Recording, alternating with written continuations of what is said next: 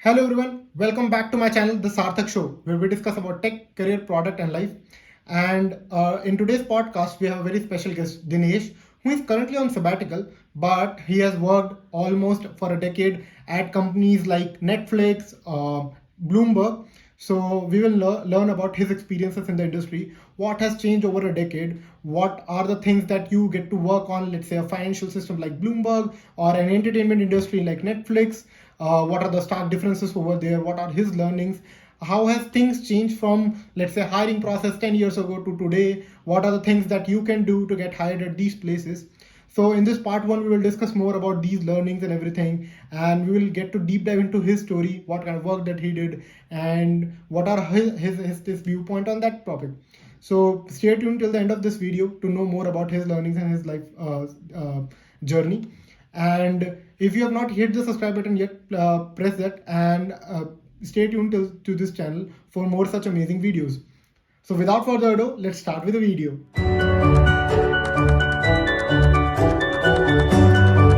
Today we have a very special guest with us, Dinesh.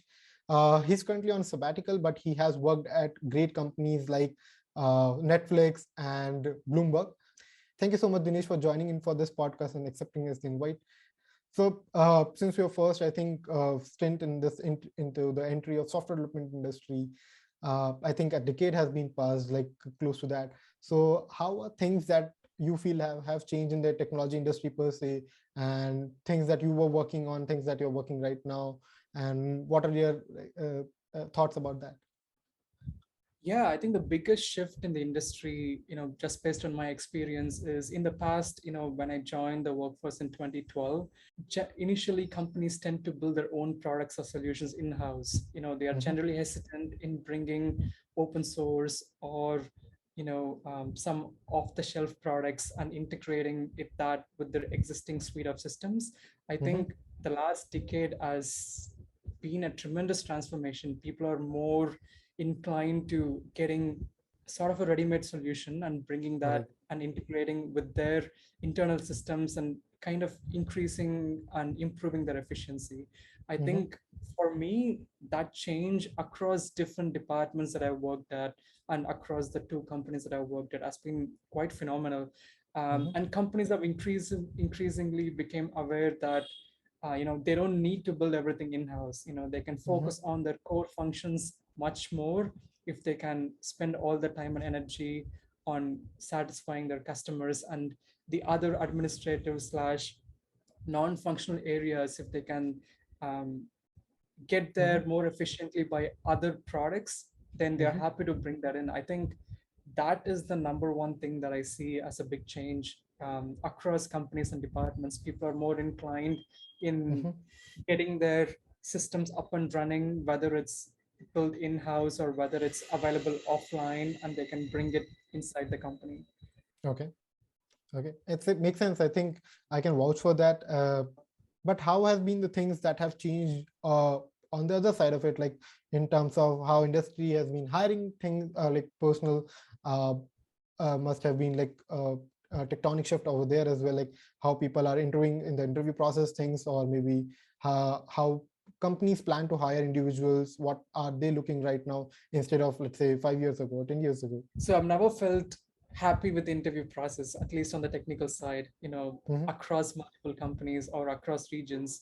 Um, I personally feel it's an unfortunate way of, evaluating candidates. It's I can understand and sympathize with the companies too. It's very hard to really figure out the motivation of a person and kind of gauge their interest in why they want to join the company. And likewise, it's very hard for a candidate to also evaluate a company, because you kind of go by how the company appears outside, and you kind of get a sense of, hey, they're doing something cool and I like the product. You have to actually spend time within the company for a considerable stretch of time to really understand what the culture is, what the dynamics are. So there is always, that distinction, I think. On the interview front, I generally think it's been a standard process. I think in the past, I think in 2010s and 2012s, kind of the interview template has been set by like bigger companies, right? Like Right. Microsoft and Google kind of set the interview process, Mm-hmm. and that template is pretty much being kind of the standard goal template for most of the companies I've interviewed at, or I have talked about. Mm-hmm. So the interview process, I think, largely is uniform across companies and across different departments within the company. It's Right. rather unfortunate, I think. I think most companies and departments don't uh, take considerable time in understanding what kind of candidates they want and Mm-hmm. how they would like to evaluate them. Um, Right. my personal experience has been the standard interview template, at least for the tech software engineering slash engineering managers kind of skill set is pretty standard. You have standard coding rounds. Sometimes Mm-hmm. they're online, sometimes before the whole COVID work from home situation, people used to come in house and attend kind of whiteboard interviews. And Right. you have design questions, which are more theoretical, and Mm-hmm. sometimes cultural rounds where they evaluate, where the company would evaluate, would the candidate be happy with the culture of the company. And it's also an opportunity for the candidates to ask more in-depth questions on how they develop products, how Mm-hmm. the pace of the company is, and different kind of things. Mm-hmm. But if I have to condense it down, I think I don't see a big shift in terms of interviewing per se. They Mm-hmm. kind of have the same boilerplate in the past decade. And some startups have gone out of this, and kind of they have the take home assignments. But Mm-hmm. larger companies have a lot of interest, so they kind of they can set up interview process how much ever they would like. Sometimes there are 6 rounds and sometimes there are 7 rounds. Mm-hmm. Sometimes it goes up to like 8 rounds, and you spend the whole day in the Right. company attending interviews. Mm-hmm. And at the end of it, sometimes you also have a take home assignment. So Mm-hmm. it's definitely an exhaustive process, not just for the candidate but also for the companies. Mm-hmm. The amount of time and money the companies spend have only increased, because it's very hard to find the right candidate, Mm-hmm. and it's also very hard to interview. I think Right.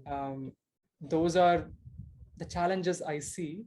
But Mm-hmm. to answer your question to the point, I think the interview templates have been largely set by bigger companies, Mm-hmm. Microsoft, Google, at least based on my observation, and they have been carried out throughout, to this day. I think startups, at least in my observation, are breaking from that a little. Mm-hmm. I would like to see, you know, even different departments within the same company approach interviews in a slightly subjective manner, and just not blindly follow templates set by other companies or by other departments. Right. I think it makes sense.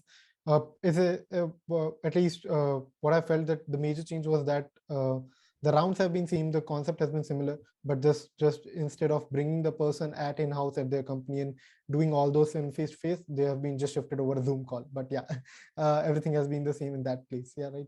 What can a candidate, what can they do to get them hired at companies like Bloomberg or Netflix?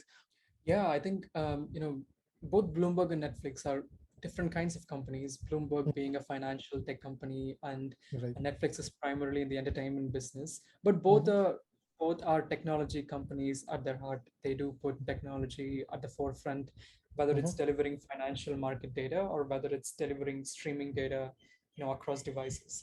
Um, the this the Like you mentioned, the concepts are definitely kind of similar in these interviews. They would like to gauge your data structures and algorithms, and those are the skills that are common across any interviews that you attend.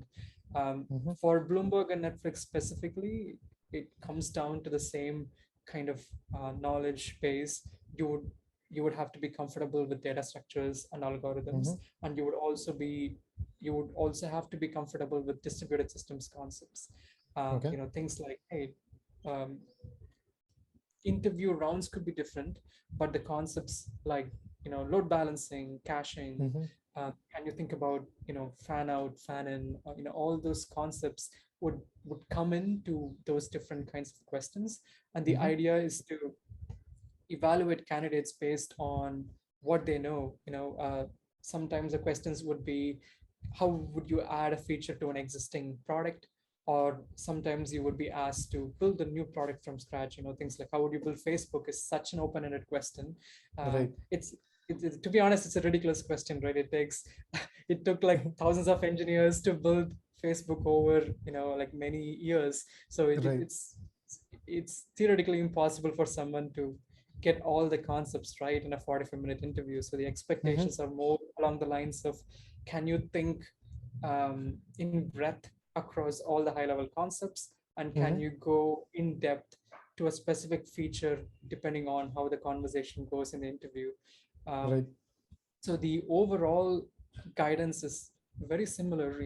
If you want to break into any of these big tech companies, you would have to be comfortable with data structures, algorithms, and you would also have to have strong fundamentals in distributed systems, because as you approach kind of a senior level, 5+ years experience, you are more evaluated based on the system design rounds, because you will be hired as a senior plus engineer, and Right. they care more about, can you architect a system well from the ground up, because most often, um, when you get hired as a senior person, you fall into two categories. One is you have an existing system that needs to be considerably improved, Correct. and the other is, you have kind of a green field and you can build the product from the ground up. So both are exciting in its own ways, and both require, really good concepts all the way through different layers, database, your service oriented architecture, and also how you think about UI and your backend interactions. All those things play a part, and interview is an excellent opportunity to kind of understand what the company's tech stack also is. Right. These are not things that you would get to know from outside, but it's a great way to uh, evaluate, like, if as a candidate, I found that as a great platform to ask in-depth questions about how the previous engineers have thought through these systems, how they've approached some things. And sometimes it's surprising, sometimes it's like, oh wow, this is really great, and sometimes it's like, oh, this doesn't sound that great. It's a great way to kind of Right. get the pulse of the team that you're interviewing for. Mm-hmm. But across all these different things, you would need, a solid foundation of distributed systems, data structures, algorithms, and good coding skills. That's always a given. You need to be, you are going to code for a large part of your time, Right. at least, if you're less than 5 years experience, you would spend a lot of time coding, and then it slowly transitions into design architecture, understanding the product space. So it kind of evolves into something of a combo, I would say. So depending on what level you are in, the interviews tend to focus more on distributed systems, system design. And if you're just beginning your career, you'll be more focused on, would you be able to code according to specs? Would you be able to, come up with ideas? Would you be able to be free flowing in a meeting? Can you engage in a discussion, in a tech design discussion with your teammates? Those are the things that they look out for. Two different kinds of interview experiences for, junior candidates versus senior. But across these two spectrums, the concepts, the fundamentals still do matter. The interviews for these companies, as I said, they get a lot of interest from people across the world, so they can be very stringent in expectations, and sometimes, you make it, and sometimes you don't, and yeah, I think the focus is still on the basic concepts, data structures, algorithms. How well can you code? How good can you think through? And how strong are your distributed systems concepts? I think those are still the same. Yeah, makes sense. I think at the scale that Bloomberg is operating and working with numbers day in, day out, I think you should be able to do well with the designing the systems as well. Makes sense. Totally makes sense. One thing that I wanted to share here is, if you look at companies like Google and Facebook, they have a very centralized hiring process. So they have kind of a single pipeline where candidates are interviewed and then they are placed in the teams that they are interested in. Right. So the interviews are fairly standard in Google and Facebook.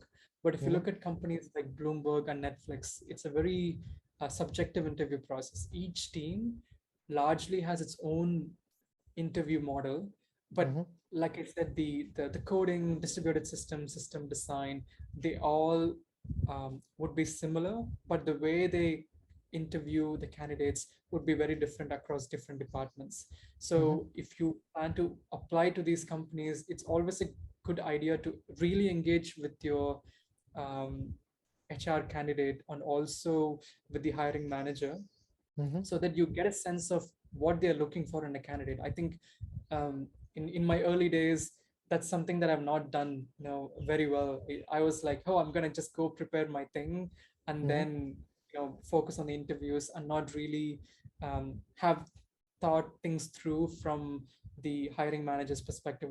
What are they looking for exactly? What kind Right. of candidate do they want? I've not really thought that through very well in the past.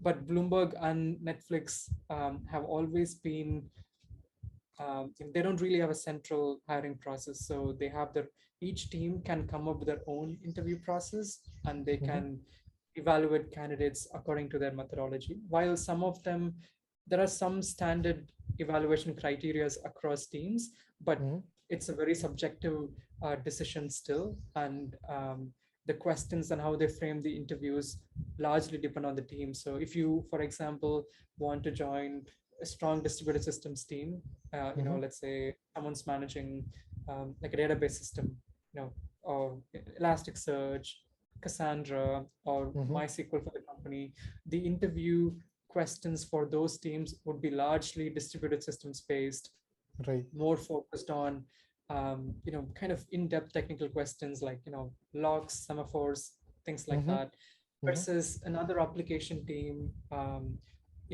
let's say they're building a payments, they're managing payments for Netflix, or they're dealing with money in the accounting space. The interview questions and what they look for in a candidate would be very different. So it's always good to kind of engage more with your hiring managers and get a sense of what they're looking for. Yeah, totally makes sense. I think, but yeah, I do have one question. So again, it's like it's great journey to crack the interviews and accept the offer. But like how things change internally when you join the company, what kind of a typical projects that people can work upon? What about your experiences at working at Bloomberg and Netflix? Yeah, like Bloomberg was my first job out of out of college. Well, so after I did my master's at Purdue, I was an intern in Bloomberg during after the end of my first year, and then I got a job post my internship experience, and then I joined the company in 2012. So I spent close to 6.5 years at Bloomberg. So I had an opportunity to work across multiple teams, even though it was part of the same org.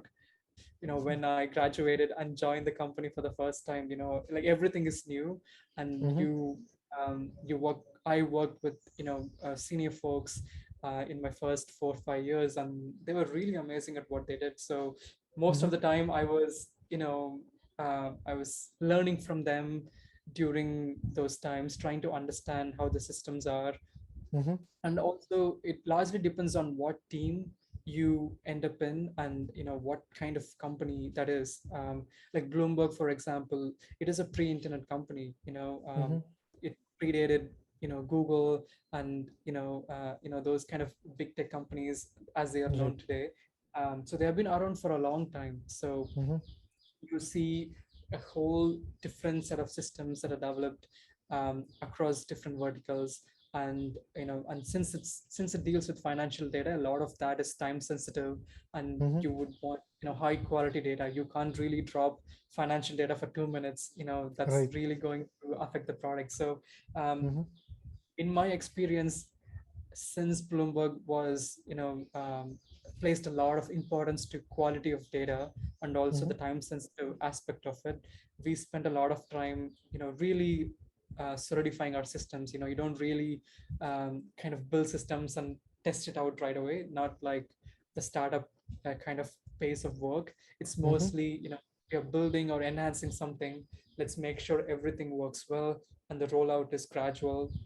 So we make sure that the clients don't really feel anything as when we make improvements internally, or even when we improve the product's external features. It's seamlessly presented to them, so that can take a while. In my experience, the first 2-3 years I was just really trying to understand what the company does and what kind of contributions each team does and so on. My I can dive a bit more into what I was doing. The first 3 to 4 years, I was part of a systems infrastructure team. So they largely deal with things under the product. Most of what the team does is not really visible to external clients, because infrastructure teams generally cater to application teams, and application teams build things for the consumers. So we largely dealt with building efficient routing systems, making sure dispatching and the load balancing systems are tuned right, and depending on the customer tiering model, traffic is routed to better systems and things of that nature. So all of this, it comes down to improving the product's efficiency and also reliability for the end consumers. So I spent the first 3 to 4 years largely working on making sure the systems are resilient. We did a lot of destructive testing. We drop a bunch of services, we kill some machines and see how the overall systems and functions scale.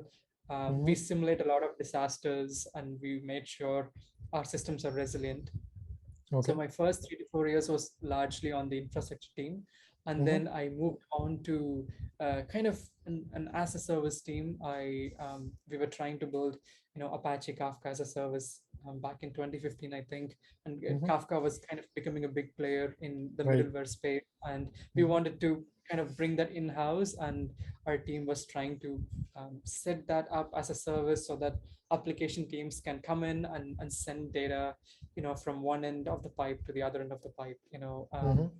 I focused the remaining 2 to 2.5 years at Bloomberg building that.